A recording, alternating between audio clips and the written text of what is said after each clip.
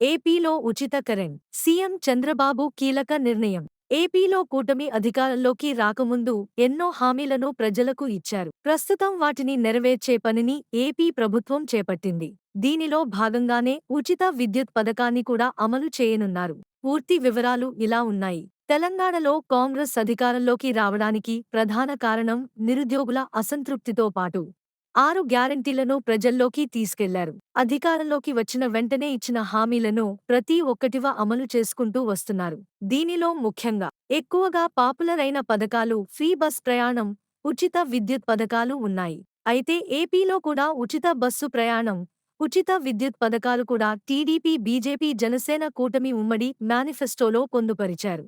ఎన్నికల ప్రచారంలో కూడా ప్రతి పథకం అమలు చేస్తామని హామీ ఇచ్చారు. దీనిలో ఉచిత బస్సు ప్రయాణం మొదట ప్రారంభించి తర్వాత 200 యూనిట్ల వరకు ఉచిత విద్యుత్ పథకానికి శ్రీకారం చుట్టనున్నారు. తెలంగాణలో అమలు అవుతున్న విధంగానే ఉచిత విద్యుత్ పథకాన్ని ఏపీలో అమలు చేయనున్నారు. దీనికి సంబంధించి త్వరలోనే దరఖాస్తులను స్వీకరించి అర్హులైన వారికి ఉచిత విద్యుత్ పథకాన్ని అమలు చేయనున్నారు. అయితే ఈ ఉచిత విద్యుత్ పథకం అనేది అందరికీ కాకుండా దోబీలకు మాత్రమే కల్పించనున్నారు. తెలంగాణ మాదిరి ప్రతి కుటుంబానికి కాకుండా దోబీ ఘాట్లకు ఈ అవకాశాన్ని కల్పించనున్నారు. 200 యూనిట్ల వరకు ఉచిత విద్యుత్ సౌకర్యాన్ని కల్పించనున్నారు.